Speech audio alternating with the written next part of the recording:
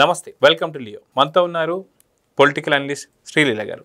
నమస్తే అండి. నమస్తే అండి. మనం చూసుకుంటే లిక్కర్ స్కామ్ సంబంధించి ఎన్నో రకాలైనటువంటి ఒక ఆధారాలు బయటకు వస్తున్నాయి.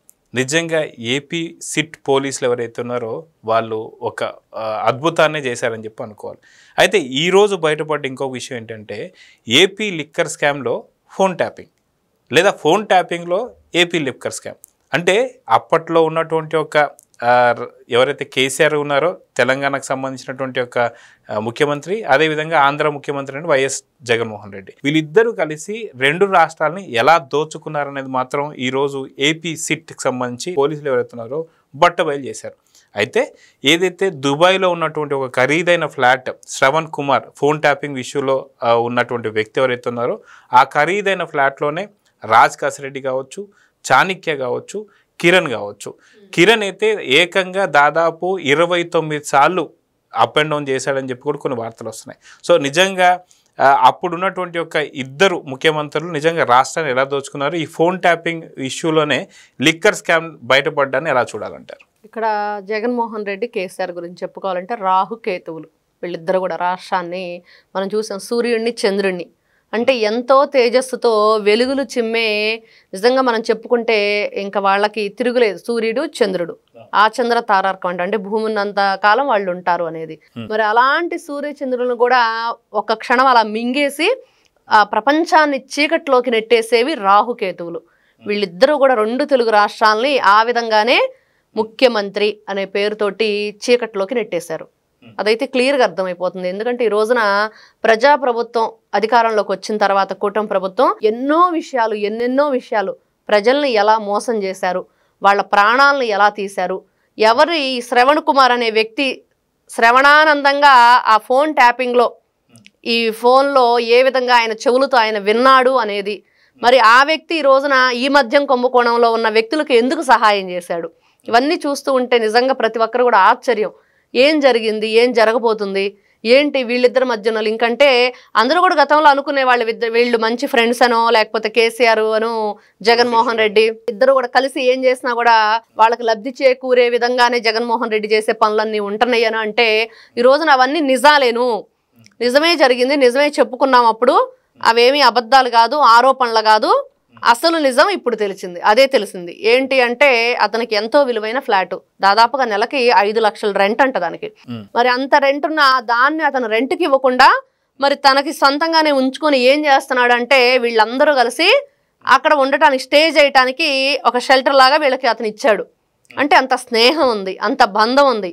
మరి జగన్మోహన్ రెడ్డి, కేసీఆర్ వీళ్ళ అనుచరులుగా ఉన్న వీళ్ళంతా కూడా మద్యం కుంభకోణంలో భాగస్వాములుగా, ఫోన్ ట్యాపింగ్లో భాగస్వాములుగా ఉండి ఈ రోజున వీళ్ళ బంధం ఏదైతే ఉందో అది ఇంకా బలపడటానికి దుబాయ్ ఫ్లాటు ముఖ్య కారణం. వీళ్ళందరి మధ్య అదే ఒక షెల్టర్గా మారిందనేది క్లియర్గా అర్థమవుతుంది. మనం చూసుకుంటే తెలంగాణ ఫోన్ ట్యాపింగ్ కావచ్చు, ఏపీ లిక్కర్ స్కామ్ కావచ్చు, రెండు కూడా పరస్పరం ఒకరికొకరు సాయం చేసుకున్నారని అనుకోవాలి. ఎందుకంటే ఇక్కడ వైఎస్ జగన్మోహన్ రెడ్డి గారికి సంబంధించిన కుటుంబ సభ్యులైనటువంటి ఒక షర్మిల కావచ్చు, అదేవిధంగా విజయలక్ష్మి గారు వాళ్ళ తల్లి కావచ్చు, అదేవిధంగా వాళ్ళ వైసీపీకి సంబంధించినట్టు కొంతమంది ఎమ్మెల్యేలు, ఎంపీలు వీళ్ళందరూ కూడా రఘురామకృష్ణ గారి కావచ్చు, అదేవిధంగా మనకు చూసుకుంటే ఏదైతే కోటమిరెడ్డి శ్రీధర్ రెడ్డి కావచ్చు, వీళ్ళందరిది కూడా ఫోన్ ట్యాపింగ్ చేయిస్తానికి చంద్రబాబు నాయుడు గారిది, పవన్ కళ్యాణ్ గారిది వీటన్నిటికి కూడా కేసీఆర్ సహాయం చేశాడని చెప్పి, అదేవిధంగా లిక్కర్కి సంబంధించినటువంటి ఒక ఏదైతే ముడుపులు వచ్చాయో, నోట్ల కట్టలు వచ్చాయో దాదాపు తెలంగాణ ప్రాంతంలో 5 చోట్ల భద్రపరిచారని చెప్పి, వీటిల్లో ఎక్కడ కూడా డబ్బులు దొరకకుండా ఆదేశాలు ఏదైతే దీన్ని చెక్కింగ్ చేయొద్దు అని చెప్పేసి చెప్పినటువంటి కేసీఆర్ కావచ్చు, ఇవన్నీ మనం చూస్తూ వస్తున్నాం. సో ఇద్దరు కూడా పరస్పరం ఒకరికొకరు హెల్ప్ చేసుకున్నారని చెప్పుకోవాలి. సో నిజంగా ఇలాంటి పరిస్థితులు గతంలో ఎప్పుడన్నా చూసారంటే ఏం చెప్తారు? ఇక్కడ గతంలో చూడటం అంటే నారా చంద్రబాబు నాయుడు గారిని అక్రమంగా అరెస్ట్ చేసినప్పుడు మరి అప్పుడు కేసీఆర్ ఏ విధంగా దాంట్లో పాత్రధారిగా ఉన్నారు, ఇక్కడ కేటీఆర్ ఏ విధంగా మరి సెటిలర్స్ని కూడా ఇబ్బందికి గురి చేసే విధంగా వాళ్ళ మాటలు, వాళ్ళ పనులు, ఎక్కడ కూడా ఆంధ్ర రాష్ట్రాల్లో 2 చోట్ల కూడా రాహుకేతువుల పరిపాలన కొనసాగినంత కాలం వాళ్ళిద్దరూ కూడా ఏ విధంగా పరిపాలన కొనసాగించారనేది క్లియర్గా అర్థమవుతుంది. కానీ ఇప్పుడు ఆయన దోచుకుంది ఎప్పుడు? కేసీఆర్ అధికారంలో ఉన్నప్పుడు, జగన్మోహన్ రెడ్డి అధికారంలో ఉన్నప్పుడు. మరి అందుకనే వాళ్ళ బంధం ఎంత గట్టిగా ఉంది గతంలో. మరి హైదరాబాద్లో అతను దాచాడు, ఇవన్నీ డెన్లు ఉన్నాయి తెలంగాణలో అంటే ఖచ్చితంగా ఈ డబ్బంతా కూడా అక్కడ చేరటానికి మరి 2 రాష్ట్రాల మధ్య చెక్ పోస్టులు ఉంటాయి, ఎన్నో విధాలుగా మనం చూస్తూ ఉన్నాము. ఎక్కడ కూడా మరి తుడాకు సంబంధించి చెవిరెడ్డి భాస్కర్ రెడ్డి కూడా అదే చేశాడు. ఏదైతే ఆ ఫార్చునర్ ఉందో దాన్ని ఎక్కడ కూడా ఈ గూగుల్ ఏదైతే మనకి టేక్అవుట్ దొరకకుండా, మరి ఈ టోల్ గేట్లు దొరకకుండా వీలైనంత వరకు కూడా సర్వీస్ రోడ్లలో తిరగటానికే ఆ డబ్బు పెట్టుకొని దాన్ని తిప్పారు అనేది, దొరికిన చోట కూడా ఎన్నిసార్లు ఏ రూట్ లో ప్రయాణం చేస్తుంది అనేది కూడా బయటికి తీశారు. అయినా కూడా ఎక్కడా కూడా అతను బయటపడే ప్రయత్నం చేయట్లేదు, నిజాలు చెప్పట్లేదు. మరి ఈ రోజున జగన్మోహన్ రెడ్డి, కేసీఆర్ వీళ్ళ బలమైన ఈ బంధం ఏదైతే ఉందో, నిజంగా అక్రమంగా డబ్బులు దోచుకోవటం, అన్యాయంగా వేరే వాళ్ళ ఫోన్లు వినటం, మరి సొంత చెల్లి తల్లి, మరి ఇటు చూస్తే నారా చంద్రబాబు నాయుడు గారు, మరి పవన్ కళ్యాణ్ గారు, లోకేష్ గారు, మరి అచ్చెన్నాయుడు గారు, ఇంకా చాలా మంది పేర్లు. మరి ఇక్కడ చూస్తే ఇతను ఎవరైతే కేసీఆర్ అనే వ్యక్తి కూడా మరి వాళ్ళ పార్టీలోకి బ్లాక్మెయిల్ చేసి ఏ విధంగా Telugu Desam party senior most leaders లాక్కున్నాడు. మరి ఇన్ని విధాలుగా వీళ్ళు చేసిన దుర్మార్గమైన చర్యలు ఎన్నున్నాయో అవన్నీ కూడా ఈ రోజున ఒక్కొక్కటిగా ఈ ముఖ్యంగా ఈ మద్యం కుంభకోణానికి సంబంధించిన వాళ్ళు ఈ శ్రవణ్ కుమార్ ఎవరైతే ఈ ఫోన్ ట్యాపింగ్ విషయంలో ఉన్న వ్యక్తికి ఇంత దగ్గరగా ఉండటానికి కారణం ఏంటంటే జగన్మోహన్ రెడ్డి, కేసీఆర్ వీళ్ళ బంధం వల్లే వీళ్ళ బంధం కూడా ఏర్పడింది. అంటే వీళ్ళంతా మ్యూచువల్ ఫ్రెండ్స్ గా ఉండి ఈ మ్యూచువల్ గా ఇదంతా దోచుకున్నారు, దాచుకున్నారు, ఇట్లాంటి మాటలు విన్నారు అనేది క్లియర్ గా అర్థమవుతున్న విషయం. అయితే అది కాక మనం చూసుకుంటే లిక్కర్ స్కామ్ లో రోజుకు ఒక్కొక్కరిని కూడా అరెస్ట్ చేసుకుంటూ రావడం మనం చూస్తున్నాం. చెవిరెడ్డి భాస్కర్ రెడ్డిని అరెస్ట్ చేస్తున్నప్పుడు రంకెలేస్తూ అక్కడ కోర్టులో కావచ్చు, మిగతా పోలీస్ స్టేషన్స్ లో కావచ్చు రచ్చరచ్చ చేశాడు. అదే విధంగా మిథున్ రెడ్డి ఎవరైతే ఉన్నారో, అసలు నేను ఎంపీని, నాకు రాష్ట్రంతో జరిగినటువంటి ఒక పనులే ఉంటాయి, సో నాకు ఎటువంటి సంబంధం లేదు లిక్కర్ స్కామ్ లో అని చెప్పేసి అని ముందస్తు బెయిల్కి వెళ్ళిపోయాడు. ఈ రోజు హైకోర్టు ముందస్తు బెయిల్ కొట్టేయడంతో లుక్అవుట్ నోటీస్ కూడా ఇచ్చినట్టు తెలుస్తుంది. సో ఇప్పుడు ఏదైతే మిథున్ రెడ్డి కూడా కొంత అజ్ఞాతంలోకి వెళ్ళిపోయారని చెప్పి చూస్తున్నాం. అదేవిధంగా గతంలో చూసుకుంటే రాజ్ కసిరెడ్డి కూడా సేమ్ అదే ఫ్లాట్ నుంచి, ఏదైతే శ్రవణ్ కుమార్ ఉన్న ఫ్లాట్ దగ్గర నుంచి వచ్చినటువంటి సందర్భంలో శంషాబాద్ ఎయిర్పోర్ట్లో అరెస్ట్ చేయడం జరిగింది. సో నిజంగా ఇప్పుడు ఏదైతే మిథున్ రెడ్డి కూడా దుబాయ్ పారిపోవాలనే ప్రయత్నాలు ఏమైనా చేస్తున్నాడంటే ఏమంటారు? అది పసిగట్టే ఈ మిథున్ రెడ్డి పారిపోతాడు ఖచ్చితంగా.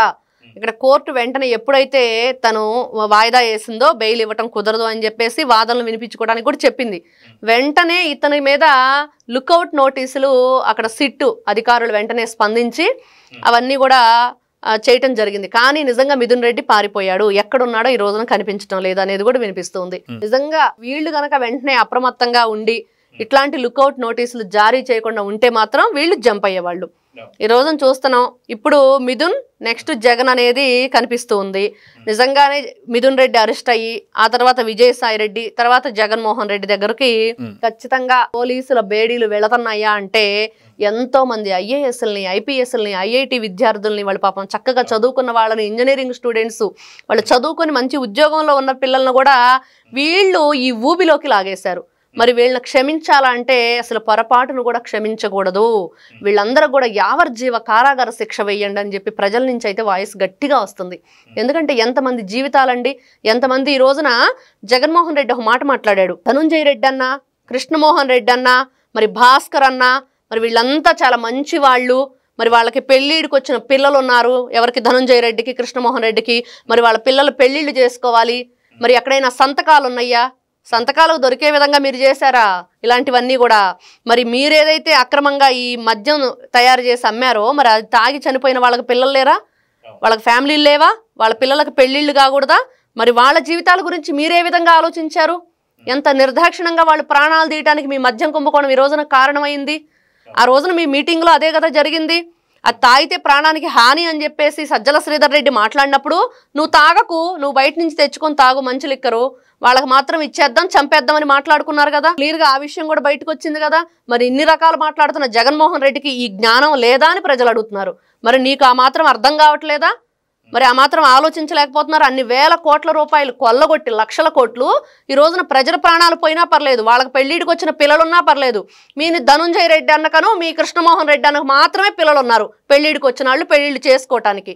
నిజంగా ఎంత కిరాతకంగా మాట్లాడుతున్నారు. ఈ విధంగా వీళ్ళు మాట్లాడే వాళ్ళు రాజకీయ నాయకులు కళ్ళు మూసుకుంటే 3 ఏళ్ళు ఇట్లే గడిచిపోయింది, మళ్ళీ మేము అధికారంలోకి వస్తాం, రపరప నరికేస్తాం. మరి ఏమాత్రం కూడా నిస్సిగ్గుగా, ఒక బిడియం లేదు, భయం లేదు, ఏది లేకుండా, ఒక సంఘనీతి లేదు, ఏది లేకుండా ఈ రోజున మళ్ళీ ఒక ప్రెస్ మీట్ పెట్టేసి ఏమాత్రం మేము ఏ తప్పులైనా చేస్తాం, తప్పించుకొని తిరుగుతాం అన్నట్లుగా ఎకిల్నవ్వు నవ్వుకుంటూ లండన్ మందుని వేసుకుని ఇంట్లో పడుకోకుండా, అందుకనే ఆయన రాజశేఖర రెడ్డి ఎప్పుడు కూడా అతన్ని ఆంధ్రప్రదేశ్ రావడానికి ఇష్టపడేవాడు కాదు, ఆ ప్యాలెస్లోనే ఉండు, అక్కడే ఉండు బెంగళూరులో అని చెప్పేసి పదే పదే అతని మాటలు వినిపిస్తూ ఉండే అని ఎంతో మంది చెప్పారు. ఇందుకేననేది ఈ రోజున అర్థమవుతుంది. సో చూద్దామండి, ఖచ్చితంగా ఏపీకి సంబంధించినటువంటి లిక్కర్ స్కామ్లో ఏదైతే సిట్ పోలీసులు మాత్రం చాలా అత్యద్భుతంగా వాళ్ళు చేస్తూ వస్తున్నారు. అదేవిధంగా ఈరోజు బయటపడినటువంటి ఒక ఏపీ లిక్కర్ స్కామ్ అంతా కూడా ఏదైతే ఫోన్ ట్యాపింగ్ సంబంధించిన నీడలో చాలా దాచుకుంది అని చెప్పేసి అయితే అర్థమవుతుంది. సో నిజంగా ఇప్పుడు ఏపీ హైకోర్టులో నిజంగా తెలంగాణకు సంబంధించిన కేసీఆర్ కేటీఆర్ హాజరు కాబోతున్నారా, అదేవిధంగా లుకౌట్ నోటీసులతోని మిథున్ రెడ్డి అరెస్ట్ కాబోతున్నాడంటే అవుననే సమాధానం వినిపిస్తుంది. సో చూద్దాం ఏం జరగబోతుందో. నమస్తే. నమస్తే. Please subscribe to Leo news for more videos.